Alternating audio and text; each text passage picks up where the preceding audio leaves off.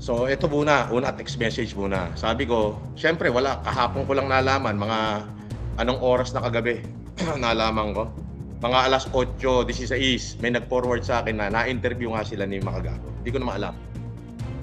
Nag-message ako, sabi ko, ayan, ipanalangin mong wala akong marinig na masamang sinabi mo sa interview. Dahil pag meron, hindi mo alam ang magiging consequences nun. Mas malupit ako kaysa kay Makagago at hindi kayo kayang iligtas niya. So syempre galit ako kasi wala naman akong ipinakitang masama. Biruin mo, tutulungan ko sila at actually tinulungan ko nga.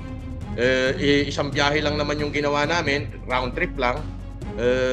Paikot lang, nag-video lang sila, binayaran ko sila ng tig 5,000 at nagbigay ako ng extra 5,000 para panggastos. So total of 15. Sabi, boss, wala na talaga.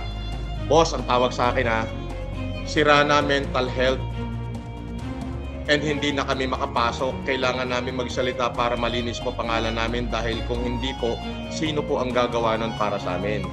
Pasensya na boss, hindi talaga namin kayang hindi makapasok sa school. Ayan.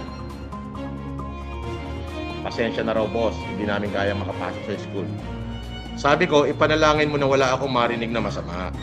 Kasi nasa Isabela tayo. Sabi, banta pa, matetyempohan din kita.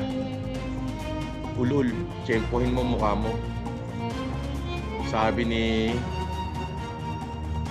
Magenta, ba't kasi pinakita, sinali mo pa sila sa mga live mo? Videographer nga eh. Ano ka ba?